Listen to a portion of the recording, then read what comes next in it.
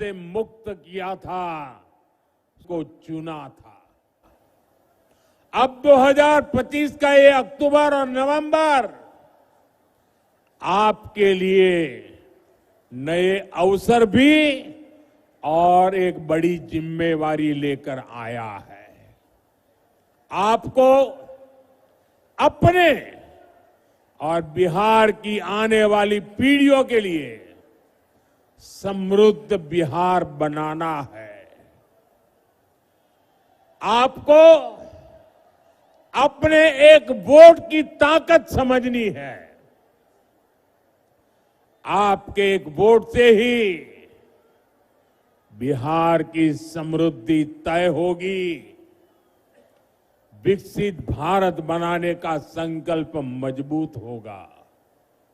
साथियों, जब से बिहार चुनाव की घोषणा हुई है, तब से हम एक चीज साफ साफ देख रहे हैं।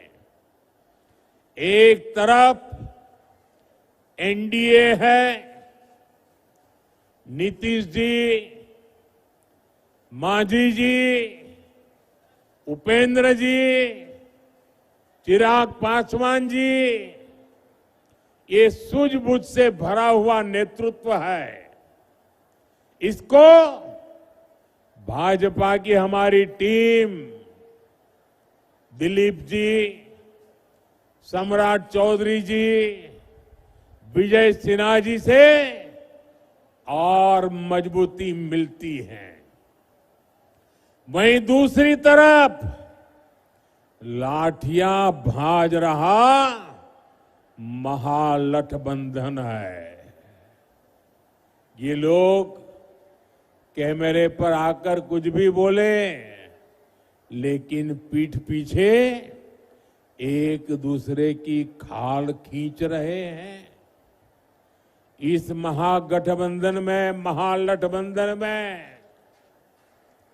अटक दल है, लटक दल है, भटक दल है, झटक दल है और पटक दल है। आरजेडी बीते 2 दशक में कोई चुनाव नहीं जीती, लेकिन अपने अहंकार में अटकी हुई है। इसी अहंकार में इन्होंने जेएमएम को झटक दिया। कांग्रेस 35 साल से बिहार में आरजेडी की पिछलग्गू बनी हुई है।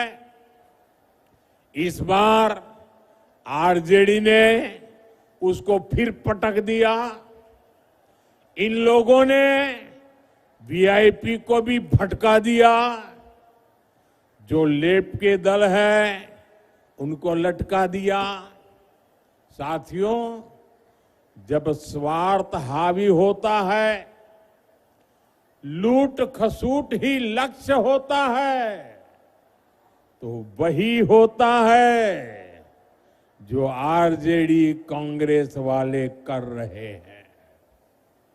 ये लोग पहले टिकट बेचते हैं, फिर घोटाले करते हैं।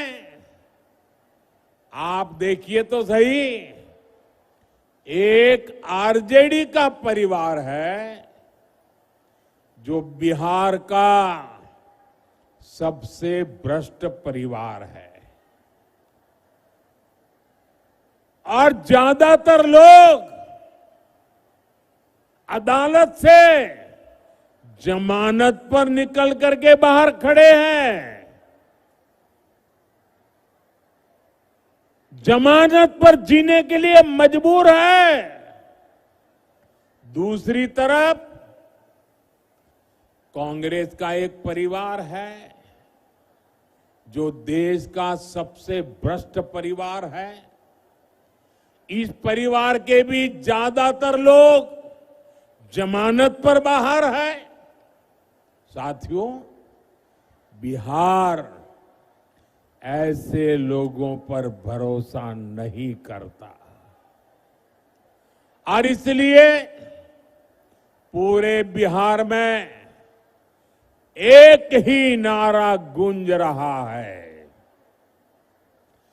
एक ही नारा गूंज रहा है, नई रफ्तार से चलेगा बिहार जब फिर आएगी एनडीए सरकार। साथियों,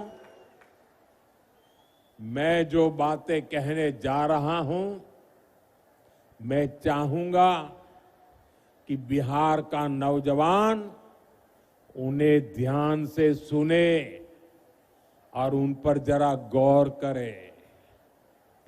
जंगल राज वालों ने सिर्फ अपने बेटे बेटियों का भविष्य बनाया, बिहार के नौजवानों का भविष्य तबाह कर दिया।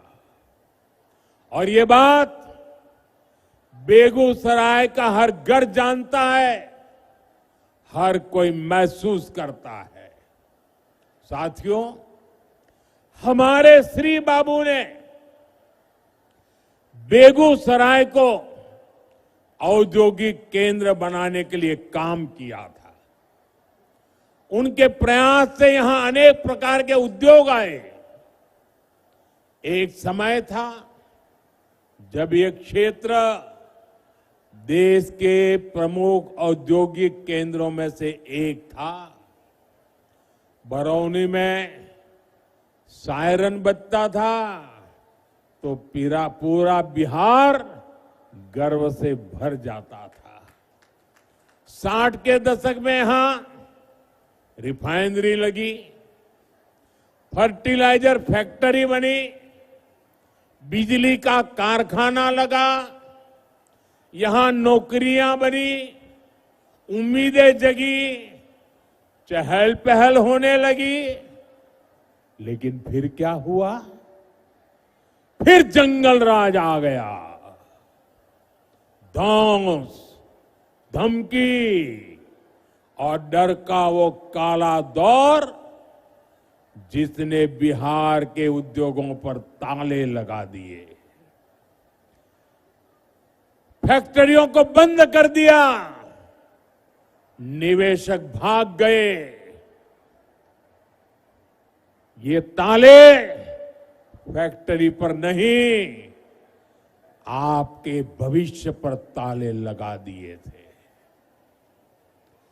जंगल राज ने सिर्फ कुछ फैक्ट्रियां बंद नहीं की, बल्कि बिहार के नौजवानों के भविष्य को अधर में लटका दिया था।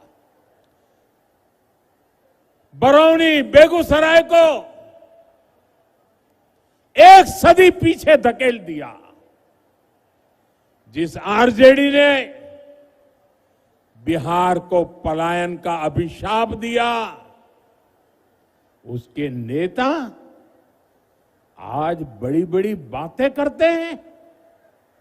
साथियों, एनडीए सरकार के लिए विकास सबसे बड़ी प्राथमिकता है। हम जानते हैं कि जब औद्योगिकरण होगा तो नौकरियां भी आएगी। इसलिए हमने सबसे पहले बिहार को जंगल राज से मुक्त किया। जब बिहार में कानून का राज लौटा तो उद्योगों के लिए भी माहौल बना। 2014 में डबल इंजन की सरकार बनने के बाद इसे और गति मिली। आज आप देखिए, हमारा बेगूसराय न सिर्फ अपने औद्योगिक पहचान वापस पा रहा है, बल्कि देश का एक बड़ा इंडस्ट्रियल हब बनने की तरफ आगे बढ़ रहा है। बरौनी का खाद कारखाना जंगल राज में बंद पड़ा था। हमने ठाना कि इसको फिर से चलाना है और इसके लिए गैस की जरूरत थी। गैस बिहार में थी नहीं। गैस पहुंचाने के लिए हमने पीएम ऊर्जा गंगा योजना बनाई, हजारों करोड़ रुपए लगाए, पश्चिम बंगाल से बिहार के लिए गैस पाइपलाइन बिछाई ताकि बिहार के नौजवानों को रोजगार मिले और किसानों को पर्याप्त खाद मिल सके। आज इससे हजारों परिवारों की रोजी रोटी चल रही है। साथ ही यहां हजारों बहनों की रसोई में पाइप से सस्ती गैस भी पहुंच रही है। साथियों, जंगल राज वालों ने बरौनी रिफाइनरी को भी अपने हाल पर छोड़ दिया था। हमने उसमें नया जीवन डाला, हजारों करोड़ का निवेश किया। अब यहां नया पेट्रोकेमिकल प्लांट बन रहा है। इससे यहां प्लास्टिक उद्योगों को बल मिलेगा, छोटे और लघु उद्योग लगेंगे, युवाओं के लिए हजारों नए रोजगार बनेंगे।